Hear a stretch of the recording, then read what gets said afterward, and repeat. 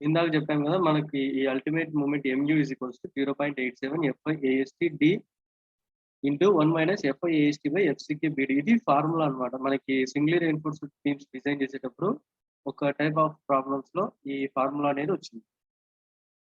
Okay. ఇందులో మనం ఒక్కొక్క టర్మ్ ఏంటి అనేది చూద్దాము. ఓకే. ఇందులో ఒక్కొక్క టర్మ్ ఏంటి అనేది మనకి ఆల్రెడీ తెలుసు. MU అంటే ఏంటి? FI అంటే ఏంటి? AST అంటే ఏంటి? ఈ BD అంటే ఏంటి అనేది తెలుసు. వీటిని మనం ఏం చేస్తున్నామంటే ఒక ఎగ్జాంపుల్‌లో కొన్ని వాల్యూస్ తీసుకుంటున్నాం ఒక్కొక్కటి. MU అనేది ఈ వాల్యూగా అలా. ఈ వాల్యూ అన్నిటిని మనం ఏం చేస్తున్నాం? Substituting all these values in above equation. So, ఆ పై ఈక్వేషన్‌లో దీన్ని సబ్స్టిట్యూట్ చేస్తున్నాం. అప్పుడేమవుతుంది? ఇలా వస్తుంది. MU ప్లేస్‌లో 135 × 10⁶ 0.87 ఇది FI వాల్యూ. AST అలానే ఉంచుతాము. ఇది స్మాల్ d వాల్యూ. అండ్ ఇక్కడ కూడా FI/AST/FCK/BD ఇది FI, ఇది FCK, ఇది B, ఇది D అన్నమాట. వీటన్ని సాల్వ్ చేసి మనం ఏం చేస్తాం ఇక్కడ సెపరేట్‌గా మల్టిప్లై చేస్తాం. ఈ 135 × 10⁶ అనేది అలానే ఉంటుంది. ఇక్కడ ఏం చేస్తున్నాము అంటే ఈ 3 టర్మ్స్ ఉన్నాయి కదా! ఈ 3 టర్మ్స్ ఇది. ఈ మూడిటిని మల్టిప్లై చేయంగా వచ్చే వాల్యూ ఇదన్నమాట. ఇన్ టర్మ్స్ ఆఫ్ AST‌లలో. అక్కడ AST ఉంది కాబట్టి అది అలానే పెట్టుకుంటాం. తర్వాత బ్రాకెట్ లోపల ఏం చేస్తాం? AST అనేది అలానే వదిలేస్తాం. 1 - అనేది అలానే పెట్టేస్తాం. మిగిలిన టర్మ్ ఉంది కదా! ఈ 415/20 × 230 × 1/35 ఇది క్యాషియోలో మనం కాలిక్యులేట్ చేస్తే దీని వాల్యూ 1.68 × 10⁻⁻4 వస్తుంది. ఓన్లీ ఈ వాల్యూ మాత్రం. AST అలానే ఉంటుంది. ఈ 1 - కూడా అలానే పెట్టుకున్నాం. ఇప్పుడేం చేస్తున్నాం? ఈ వాల్యూని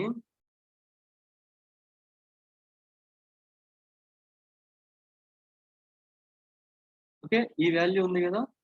ఈ వాల్యూని ఏం చేస్తున్నాం? లోపలికి మల్టిప్లై చేస్తున్నాం ఇక్కడికి. సో, ఇది మల్టిప్లై బై 1 మల్టిప్లై చేస్తే ఎంత అవుతుంది? సేమ్ వాల్యూ వస్తుంది. ఓకే. ఇది.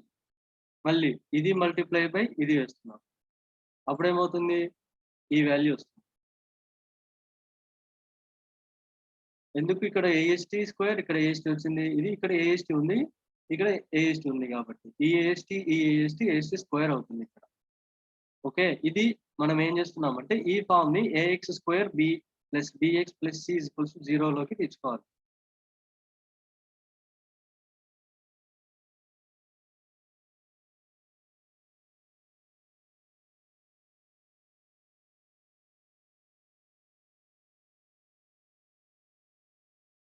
అలా తీసుకున్నప్పుడు ఏమవుతుంది? ఫస్ట్ AST² టర్మ్ అనేది పెట్టుకుంటాం. తర్వాత AST term. That means BX. This constant is nothing but A. మనం AX² BX C అని చెప్పుకున్నాం కదా! అందులో A అంటే కాన్స్టాంట్, B అంటే కాన్స్టాంట్, C అనే కాన్స్టాంట్. ఈ X, Y'లు ఉన్నాయి కదా! అవి మనకు కావాల్సిన వాల్యూ అన్నమాట. ఓకే. ఇందులో ఇలా రాసుకున్నాం మనం. స్క్వేర్స్‌లో తర్వాత సింగిల్ టర్మ్స్‌లో తర్వాత constant that is equals to 0. దీన్ని మనం క్యాషియోలో ఏం చేయాలి అంటే క్యాషియోలో సాల్వ్ చేయాలి. మీరు క్యాషియో తీసుకున్నట్టయితే ఒకవేళ మీ దగ్గర క్యాషియో ఉంటే చూడండి ఒకసారి చెప్తాను. సో, మనకి నేను తీసుకున్న క్యాషియో ఏంటి అంటే ఓల్డ్ మోడల్ అన్నమాట. అంటే ఎంఎస్ క్యాషియో. ఇందులో ఏం చేస్తున్నాం ఎంఎస్ అయినా, ఈఎస్ అయినా దేంట్లో అయినా కూడా మనం మోడ్‌ని 3 టైమ్స్ క్లిక్ చేస్తే ఈక్వేషన్ అని వస్తుంది. ఆ ఈక్వేషన్‌ని క్లిక్ చేయండి. అప్పుడేమవుతుంది? అన్నౌన్స్ అని వస్తాయి. 2నా? 3నా? మనకి 2 ఉన్నాయి. సో, ఇప్పుడు వీటిని సబ్స్టిట్యూట్ చేయాలి.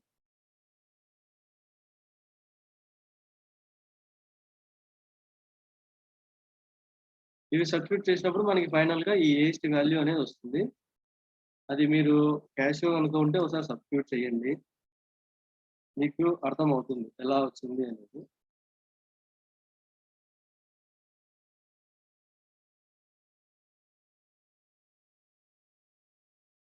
ఓకే.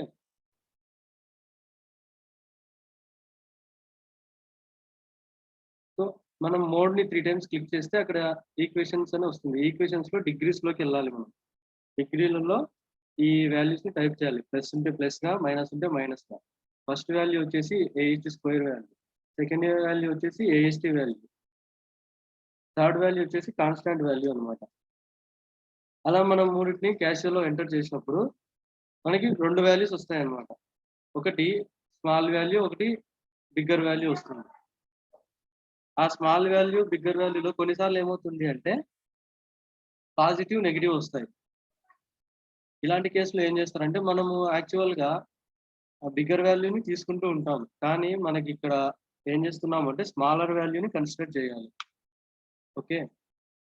మీరు ఈ క్వాడ్రాటిక్ ఈక్వేషన్ క్యాషియోలో సాల్వ్ చేసేటప్పుడు ఏదైతే స్మాలర్ వాల్యూ వస్తుందో ఆ స్మాలర్ వాల్యూని మీరు కన్సిడర్ చేసుకోవాలి.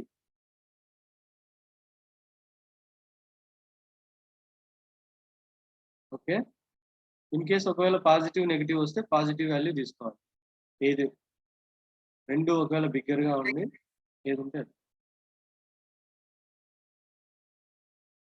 ఓకే. ఇది ఓకే గదా! ఇలా చేసినప్పుడు మనకి ఇలా ఏఎస్టీ వస్తుంది. ఈ ఏఎస్టీ వచ్చిన తర్వాత మనం ఏం చేస్తున్నాం, కన్సిడరింగ్ 20 డయా బార్స్ అనుకుంటున్నాం. నేనేమనుకున్నా 20 బార్స్ అనుకుంటున్నా. అప్పుడే స్మాల్ ఏఎస్టీ అనేది ఫైండ్ ఔట్ చేస్తున్నా. స్మాల్ ఏఎస్టీ ఎలా వస్తుంది 5/4 ఇంటూ 20 స్క్వేర్ ఏస్తే స్మాల్ ఏఎస్టీ వస్తుంది. మనకి నెంబర్ ఆఫ్ బార్స్ కనుక్కోవాలి అంటే ఫార్ములా ఏంటి? Capital AST by small AST. ఈ capital AST is nothing but ఇక్కడ మనం ఫైండ్ ఔట్ చేసిన వాల్యూ. అండ్ స్మాల్ ఏఎస్టీ అంటే ఏంటి అంటే మనం అజ్యూమ్ చేసుకున్నాం కదా డయామీటర్, ఆ డయామీటర్ యొక్క ఏరియా ఆఫ్ స్టీల్ వాల్యూ అన్నమాట. ఓకే. సో ఇలా మనం సబ్స్టిట్యూట్ చేసినప్పుడు ఏమవుతుంది అంటే నేను సబ్స్టిట్యూట్ చేసినప్పుడు నాకు ఇది 2.58 సంథింగ్ వచ్చింది. దీన్ని 3కి రౌండ్ ఫిగర్ చేసుకున్నా. అంటే 3 బార్స్‌గా. సో అదే ఇక్కడ రాస్తున్నాను. 3 bars of 20 diameter provide 3 bars of 20 diameters అని రాస్తున్నాం. ఓకే. అండ్ నెక్స్ట్ వచ్చేసి ఏరియా ఆఫ్ స్టీల్ ప్రొవైడెడ్ అనేది ఫైండ్ ఔట్ చేయాలి. AST provided. ఏఎస్టీ ప్రొవైడెడ్ ఇంకా ఈజీ. ఆల్రెడీ మనము ఇది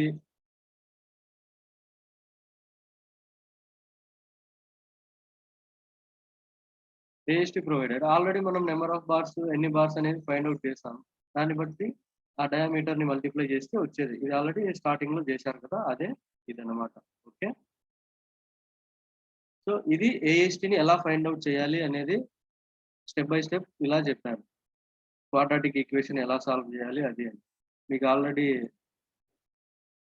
ఇంత last classes I mean diploma వాటిలలో ఇవన్నీ వచ్చి ఉంటాయి.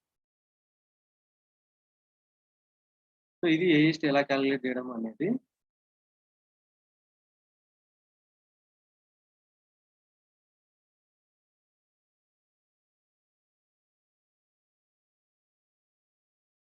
సో మన నెక్స్ట్ టాపిక్ వచ్చేసి design of doubly reinforced beams అన్నమాట. అసలు డబ్లీ రెయిన్ఫోర్స్డ్ బీమ్స్ అంటే ఏంటి? ఎందుకు ఈ డబ్లీ రెయిన్ఫోర్స్డ్ బీమ్స్ అనేవి మనం తీసుకోవాలి అని అంటే, ఈ డబ్లీ రెయిన్ఫోర్స్డ్ బీమ్స్ అంటే ఏంటి అంటే, ఎప్పుడైతే మనం యాక్చువల్‌గా బీమ్స్‌కి టెన్షన్ జోన్‌లో మాత్రమే స్టీల్ అనేది ప్రొవైడ్ చేస్తాం. కానీ కొన్ని కేసెస్‌లో ఏమవుతుందంటే లిమిటెడ్ రిస్ట్రిక్షన్స్ ఉంటాయి. ఈ బీమ్ ఇంత సైజ్ మాత్రమే ఉండాలి. ఆ సైజ్ లోపలనే అది పైనొచ్చే లోడ్‌ని రెసిస్ట్ చేయగలగాలి అనేలా. అలాంటి కేసెస్‌లో మనం ఏం చేస్తాము అంటే స్టీల్ అనేది పెంచాల్సి ఉంటుంది. ఆల్రెడీ కింద స్టీల్ అనేది బాటమ్ లేయర్‌లో లేదా టాప్ లేయర్ ఏదైతే టెన్షన్ జోన్ ఉంటుందో అక్కడ ప్రొవైడ్ చేస్తాం. ఈ అడిషనల్ రిక్వైర్‌మెంట్ అనేది ఏం చేస్తాము అంటే కంప్రెషన్ జోన్‌లో కూడా స్టీల్ అనేది ప్రొవైడ్ చేస్తాము. ఓకే. మనం కంప్రెషన్ జోన్‌లో కూడా స్టీల్ అనేది ప్రొవైడ్ చేస్తాం.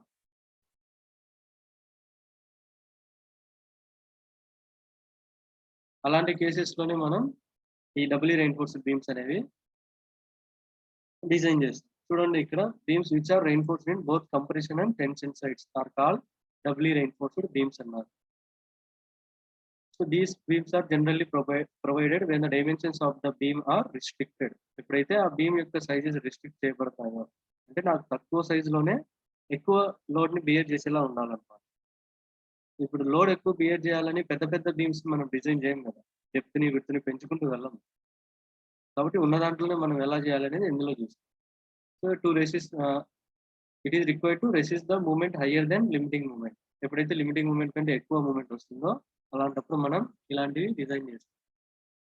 Okay. So situations under doubly reinforced beams are used. ఎప్పుడు మనం డబ్లీ రెయిన్ఫోర్స్డ్ బీమ్స్ యూజ్ చేస్తాం అనేది ఇది. When the depth of the beam is restricted due to the architectural or construction problem. కొన్ని చోట్ల ఏమవుతుంది, మనం డెప్త్ ఆఫ్ ద బీమ్ అనేది ఎక్కువ పెట్టామనుకోండి, అది కొన్ని ఆర్కిటెక్చరల్‌గా లేదా కన్‌స్ట్రక్షన్‌గా మనకి చూడడానికి అంత ఇదిగా అనిపించదు.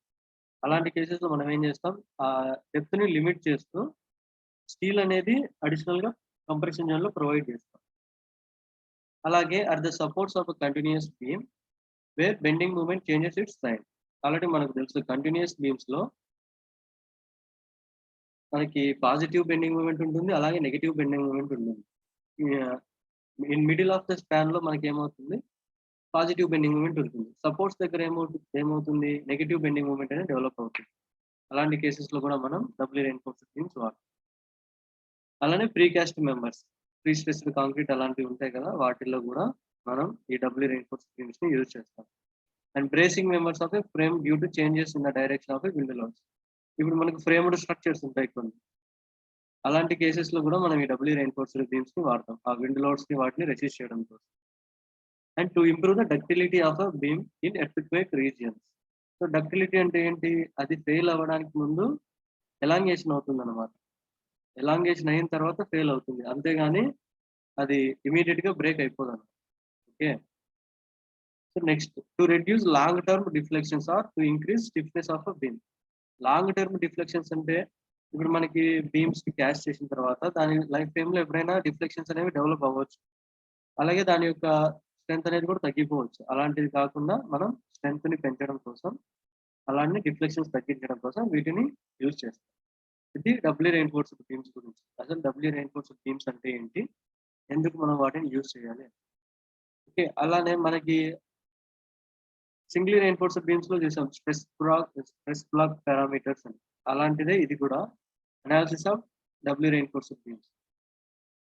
చూసారు కదా! ఇది బీమ్ యొక్క క్రాస్ సెక్షన్ అనుకుంటే చూడండి ఇందులో ఇక్కడ, ఇక్కడ ఏం చేశారు? స్టీల్ అనేది ప్రొవైడ్ చేశారు.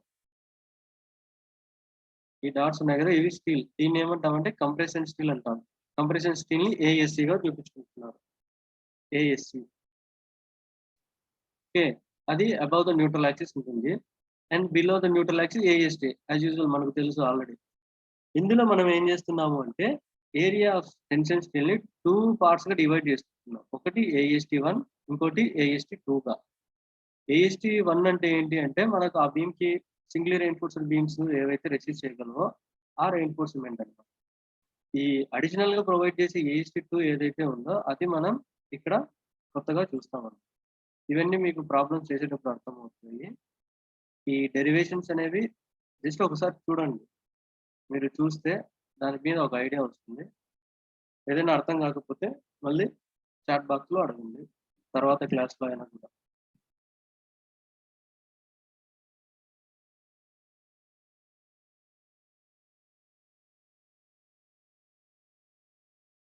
ఓకే. ఇది చూడండి స్ట్రెస్ బ్లాక్ పారామీటర్స్ అన్నాం గదా!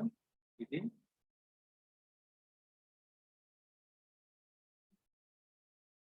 ఇందులో చూడండి మనకి already compression force, tension force ఎలా ఫైండ్ ఔట్ చేయాలి. ఇక్కడ కంప్రెషన్ ఫోర్స్, టెన్షన్ ఫోర్స్ కూడా ఇక్కడ 2 పార్ట్స్‌గా ఉంటుంది. ఓకే. సీయూ ఇంతకుముందు మనం ఏం చేసేవాళ్ళం ఓన్లీ కంప్రెషన్ ఫోర్స్ తీసుకునేవాళ్ళం. ఇప్పుడు కంప్రెషన్ ఫోర్స్ అనేది సీయూ1 అండ్ సీయూ2గా డివైడ్ అవుతుంది. అంటే compression force resisted by singly reinforced బీమ్‌గా మనం అనుకున్నప్పుడు ఏదైతే ఉంటుందో అది. అలాగే compression force resisted by additional steel అన్నమాట. అలాగే టెన్షన్ ఫోర్స్ కూడా 2గా డివైడ్ అవుతుంది. Tension force resisted by normal singly reinforced బీమ్‌గా ఉన్నప్పుడుది. Tension force resisted by additional steel అన్నమాట. సో, ఈ ఫార్ములా ఏం మారదు. ఇక్కడ ఏఎస్‌టి1, ఇక్కడ ఏఎస్‌టి2 ఇదొక్కటి చేంజ్ అవుతుంది. అండ్ కంప్రెసివ్ ఫోర్స్‌లో కూడా ఇదొక్కటి అడిషనల్‌గా వస్తుంది మీకు. ఇదొక్కటి గుర్తుపెట్టుకోవాలి. ఐ మీన్ ఇది ఎఫ్ఎస్‌సి, ఏఎస్‌సి అని. ఈ ఎఫ్ఎస్‌సి అనేది ఎలా కాలిక్యులేట్ చేయాలి అనేది నేను నెక్స్ట్ ప్రాబ్లమ్స్ వచ్చినప్పుడు చెప్తాను. ఓకే.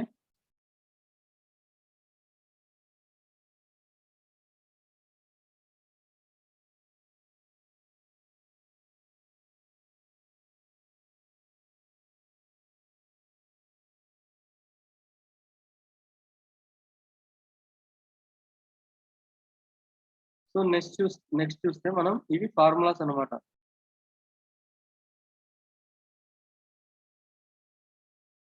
ఓకే, ఒకసారి గమనించండి ఈ ఫార్ములాస్ ని.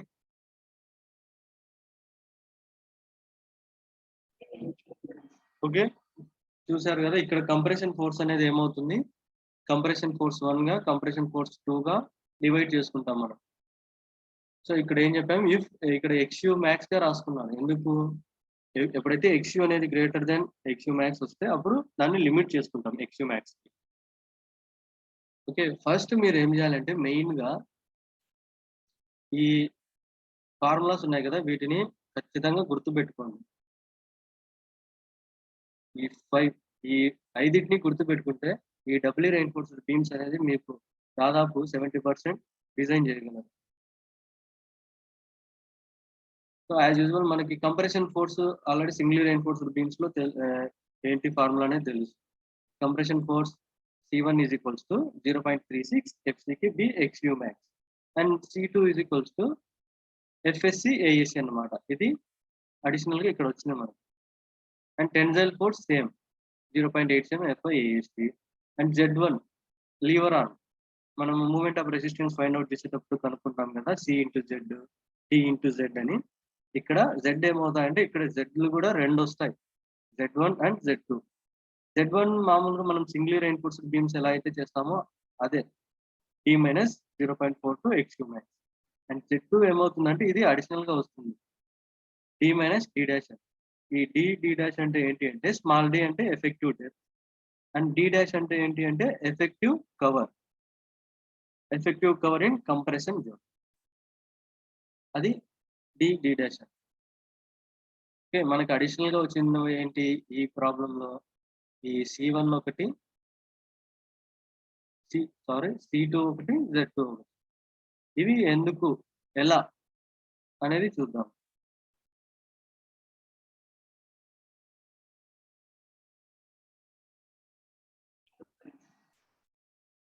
ఓకే, చూడండి మా, సేమ్ మనము సింగిల్ రెయిన్ఫోర్స్డ్ బీమ్స్ లో ఏవైతే ఫైండ్ అవుట్ చేసామో ఇక్కడ కూడా అవే ఫైండ్ అవుట్ చేస్తాం.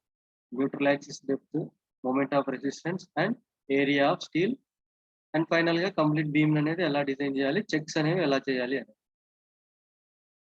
ఓకే, సో వీటన్నిటి గురించి ఇప్పుడు చూద్దాం. న్యూట్రల్ యాక్సిస్, మనం యాక్చువల్ గా న్యూట్రల్ యాక్సిస్ గురించి ఇంతకుముందు సింగిల్ రెయిన్ఫోర్స్డ్ బీమ్స్ లో ఏం చేసాం, C చేసేవాళ్ళం, దాని నుంచి XU అనేది ఫైండ్ అవుట్ చేసేవాళ్ళం. ఇప్పుడు ఏమవుతుంది, C ప్లేస్ లో C1 ప్లస్ C2 వస్తుంది. C1 అంటే ఏంటి అనేది పైన చూసాం, C2 అంటే ఏంటి అనేది ఇది పైన చూసాం. వీటిరెంటిని ఈక్వేట్ చేస్తున్నాం, ఈ Cని Tని. అప్పుడు ఏమవుతుంది, ఫస్ట్ ఏమవుతుంది, ఈ టర్మ్ ఇలానే ఉంటుంది, ఇది వచ్చేసి ఇటు పక్కకి వెళ్తుంది, అప్పుడు ఇది మైనస్ అవుతుంది. సో ఇక్కడ అందుకే మైనస్ FSC ASC గా రాసుకున్నాం. ఓకే, ఇక్కడ సో ఇదేమవుతుంది, ఇక్కడికి వచ్చేస్తుంది ఇలా ఈక్వల్స్ టు అటు పక్కకి, అప్పుడు ఏమవుతుంది 0.87 FI AST minus FSC ASC. తర్వాత ఏంటి, XUని అక్కడే పెట్టేసి ఈ టర్మ్ ఏం చేస్తాము, దీని కిందకి తీసుకొని వస్తాం, 0.36 FCకి B. ఇందులో ఒక్కొక్కటి ఏంటి అనేది మనం ప్రాబ్లం చేసేటప్పుడు వస్తుంది. మాక్సిమం ఇందులో అన్ని మనకి తెలుసు. ఈ ASC FSC అంటే ఏంటి అనేది చూద్దాం. ఒక ప్రాబ్లం చేస్తే మీకు కంప్లీట్ ఐడియా వస్తుంది. అలాగే మూమెంట్ ఆఫ్ రెసిస్టెన్స్ కూడా ఇక్కడ మనకి రెండు ఉంటాయి. యాక్చువల్ గా మనము లాస్ట్ టైం ఏం చేసాం, సింగిల్ రెయిన్ఫోర్స్డ్ బీమ్స్ లో అండర్ రెయిన్ఫోర్స్డా ఓవర్ రెయిన్ఫోర్స్డా అని కనుక్కుని వాటిల్లో మనం C into Z T into Z అని తీసుకునేవాళ్ళం. ఇప్పుడు మనకు డబ్ల్యూ రెయిన్ఫోర్స్డ్ బీమ్స్ లో ఏమవుతుంది అంటే అన్ని సెక్షన్స్ దాదాపు ఓవర్ రెయిన్ఫోర్స్డ్, లిమిటింగ్ మూమెంట్ అనేది యాక్చువల్ గా దానిపైన డెవలప్ అయ్యే మూమెంట్ కంటే తక్కువ ఉంటుంది. అందుకని మనం ఏం చేస్తాం, ఇక్కడ అన్ని కూడా ఓవర్ రెయిన్ఫోర్స్డ్ గా అనుకుంటాం.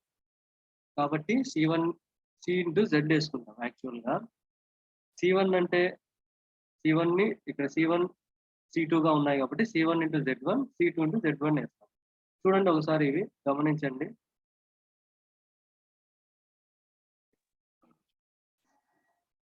Okay, so MU is equals to MU1 plus MU2. MU1 అంటే ఏంటి, C1 ఇంటూ Z1, MU2 అంటే C2 into Z2. So C1 0.36 FCకి B XU and Lever on D minus 0.4 to XU. ఒకవేళ ఇది XU max కి మనం లిమిట్ చేసుకుంటే XU max వస్తుంది. అలానే ఇక్కడ C2 into Z2 FSC ASC into D minus D dash. మీరు కన్ఫ్యూజ్ అవ్వాల్సిన అవసరమే లేదు. ఎందుకంటే ఫస్ట్ మీరు ఇవి గుర్తుపెట్టుకోండి. ఈ 5 గుర్తుపెట్టుకుంటే ఆటోమేటిక్గా న్యూట్రల్ యాక్సిస్ డెప్త్ ని, మూమెంట్ ఆఫ్ రెసిస్టెన్స్ ని, అలాగే తర్వాత మనం కనుక్కునే ASC, AST1, AST2 కూడా ఫైండ్ అవుట్ చేయొచ్చు. ఓకే, సో ఇది మూమెంట్ ఆఫ్ రెసిస్టెన్స్ వరకు okay. Next area of steels అనేవి ఫైండ్ అవుట్ చేయాలి. ఏరియా ఆఫ్ స్టీల్స్ లో మనం ఆల్రెడీ చెప్పుకున్నాం, కంప్రెషన్ స్టీల్, టెన్షన్ స్టీల్ అని. కంప్రెషన్ స్టీల్ అనేది ఒకటే ఉంటుంది, టెన్షన్ స్టీల్స్ అనేవి 2 ఉంటాయి, AST1, AST2. Okay, so first compression steel అనేది ఎలా ఫైండ్ అవుట్ చేయాలి చూద్దాం. ఈ కంప్రెషన్ స్టీల్ అనేది డిపెండ్ ఆన్ MU2. అంటే MU2 అనేది ఎలా వస్తుంది అంటే మనకి MU లిమిటింగ్ అనేది ఫైండ్ అవుట్ చేస్తాం, 0.138 అని అది, లేదా ఆల్రెడీ మీకు నెక్స్ట్ ప్రాబ్లం వస్తుంది, అప్పుడు ఈజీగా అర్థం అవుతుంది. MU లిమిటింగ్ మైనస్ యాక్చువల్గా డెవలప్ అయ్యే మూమెంట్ అనమాట MU. ఈ MU లిమిటింగ్, MU లేదా MU మైనస్ MU లిమిటింగ్ ఎట్లయినా కావచ్చు, వీటి మధ్య డిఫరెన్సే మనకి ఈ MU2 అనమాట. దీన్ని MU1 గా అయినా అనుకోండి, లేదా MU గా అయినా అనుకోండి, అది ఎలా అయినా అనుకోవచ్చు. మనకి ఇక్కడ మెయిన్ 3 మూమెంట్స్ అనేవి వస్తాయి. ఒకటి లిమిటింగ్ మూమెంట్, ఇంకోటి అల్టిమేట్ మూమెంట్ 1, అల్టిమేట్ మూమెంట్ 2 అని. ఈ అల్టిమేట్ మూమెంట్ 2 మనకి మెయిన్ గా అవసరమయ్యేది కూడా ఈ limiting moment and ultimate moment 2 అనమాట. వీటిన్నిటిని బేస్ చేసుకొని వస్తాయి. సో ఇక్కడ area of compression steel ASC MU2 C2 into Z2 గా రాసుకున్నాం. MU2 C2 అంటే ఏంటి, FSC ASC. ఇవి ఇంకా మీకు పట్టేసారు, గుర్తుండిపోవాలి. అలాగే C2 అంటే compression force resisted by compression zone. Okay,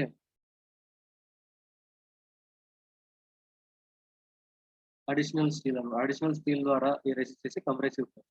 and Z2 అంటే D మైనస్ D డాష్. దీని నుంచి ఇంకేం చేస్తాం, మనకు కావాల్సింది ASC. కాబట్టి ఈ ASCని ఇక్కడే పెట్టేసి మిగతా టర్మ్ అంతా ఈక్వల్స్ అటు పక్కకు పంపిస్తాం. పంపించిన తర్వాత యాజ్ యూజువల్ ఇక్కడ ASC వస్తుంది కదా, ఈ ASC వచ్చిన తర్వాత డయామీటర్ ఆఫ్ బార్ అజ్యూమ్ చేసుకుని నెంబర్ ఆఫ్ బార్స్ అనేవి ఫైండ్ అవుట్ చేస్తాం. ఇది ఆల్రెడీ మీకు జస్ట్ ఇందాక చెప్పడం జరిగింది. తర్వాత ASC ప్రొవైడెడ్. ఇంతకుముందు మనం నెంబర్ ఆఫ్ బార్స్ కనుక్కున్న తర్వాత ASC ప్రొవైడెడ్ ఎలా అయితే కనుక్కున్నామో, ఇక్కడ కూడా ASC ప్రొవైడెడ్ అని వస్తుంది. టర్మ్ ఒక్కటి మారుతుంది, ASC AST అని, మిగతాదంతా సేమ్. ఓకే, ఇది ASC అనేది ఫైండ్ అవుట్ చేయడం అన్నమాట. Next AST1 and AST2. ఈ AST1 అండ్ AST2 ఎలా ఫైండ్ అవుట్ చేయాలని. సో ఇది మాత్రం బాగా గుర్తుపెట్టుకోండి, MU2 C2 ఇంటూ Z2. దీని నుంచి వస్తుంది ASC. అండ్ AST1 ఎలా వస్తుంది అంటే C1 ఇంటూ T. AST2 ఎలా వస్తుంది, C2 ఇంటూ T. ఓకే, ఇవి కూడా ఊరికే గుర్తుపెట్టుకోండి, ఈజీగా గుర్తుపెట్టుకోవచ్చు. చూద్దాం. AST1 మనం C1 కంప్రెషన్ ఫోర్స్ 1 T గా చేసుకుంటాం. C1 అనేది ఆల్రెడీ మనకి లాస్ట్ టైం తెలుసుకుందే, T అనేది తెలుసు. సో ఇది ఈజీగా ఫైండ్ అవుట్ చేయొచ్చు. AST1 ఇలానే కాకుండా ఇలా కూడా ఫైండ్ అవుట్ చేయొచ్చు. MU limiting T into Z1 అలా అయినా ఫైండ్ అవుట్ చేయొచ్చు. ఈ టర్మ్స్ అన్ని మీకు పైన చెప్పాను, అవన్నీ సబ్స్టిట్యూట్ చేస్తే ఇందులో వస్తాయి. క్లాస్ అయిపోయిన తర్వాత అయినా సరే ఒకసారి చూడండి. ఓకే, సో మీకు ఇలా 2 ఎందుకు, ఏదో ఒకటి గుర్తుపెట్టుకుంటా అన్నట్టు, మీకు ఏది ఈజీ అనిపిస్తే అది గుర్తుపెట్టుకోండి. నేను 2 చెప్తున్నాను అనమాట. ఇలా 2 రకాలుగా ఫైండ్ అవుట్ చేయొచ్చు. C1 T అయినా చేయొచ్చు, లేదా T ఇంటూ Z1 అయినా చేయొచ్చు. దాన్ని లిమిటింగ్ మూమెంట్ కి ఈక్వేట్ చేస్తుంది. ఇంకోటి AST2 అనమాట. AST2 కాబట్టి C2 T. అక్కడ C1 T చేసుకున్నాం, ఇక్కడ C2 T చేసుకున్నాం. సో ఇది AST2 అనేది వస్తుంది. ఈ టర్మ్స్ అన్ని ఎలా ఫైండ్ అవుట్ చేయాలి, FSC అంటే ఏంటి, ASC అంటే, ఇవన్నీ మనం ప్రాబ్లం చేసేటప్పుడు మీకు అర్థమవుతుంది. ఓకే. ఇలా AST2 కనుక్కోవడానికి కూడా ఇంకో ఫార్ములా కూడా ఉంది. T/Z2. ఇక్కడ ఏం చేసాం? T/Z1 వేసుకున్నాం. ఇక్కడ T/Z2 వేసుకుంటున్నాం. అయితే దీన్ని ఏం చేస్తున్నాం? Mu2కి ఈక్వేట్ చేసుకుంటున్నాం. సో నేను ఆల్రెడీ చెప్పా కదా, AST2 అనేది అడిషనల్ స్టీల్‌కి మనం డిజైన్ చేస్తున్నామని. ఈ Mu2 అనేది అడిషనల్ మూవ్‌మెంట్ అన్నమాట. ఆ అడిషనల్ మూవ్‌మెంట్ అందుకే ఇక్కడ ఈక్వేట్ చేసుకున్నాం. సో ఈ 2 నాకు కన్‌ఫ్యూజన్‌గా ఉన్నాయి. లేదు ఒకటే గుర్తుపెట్టుకుంటామని పెట్టుకోండి. C1 Z అని, లేదు C2 Z అని, T అని. Sorry, C1 T, C2 T. And ఇది C2 ఇంటూ Z2. ఈజీగా గుర్తుపెట్టుకోవచ్చు 3. అన్ని మరీ ఈ ఆర్ కింద ఉండేది మాత్రం మీరు అది మీ ఇష్టం, గుర్తుపెట్టుకుంటే పెట్టుకోండి, లేదంటే లేదు. సేమ్ ఇక్కడ కూడా AST వచ్చిన తర్వాత AST1, AST2 వచ్చిన తర్వాత వాటి రెండింటిని యాడ్ చేస్తాం. అప్పుడు ఏమవుతుంది? AST అనేది వస్తుంది. ఓకే. సేమ్ దీనికి కూడా నెంబర్ ఆఫ్ బార్స్ అనేవి ఫైండ్ అవుట్ చేస్తాం. డయామీటర్ ఆఫ్ బార్ అజ్యూమ్ చేసుకొని. అలానే AST ప్రొవైడెడ్ కూడా. ఓకే. నెక్స్ట్ క్లాస్‌లో మనం ప్రాబ్లమ్స్ చెప్పుకుందాం.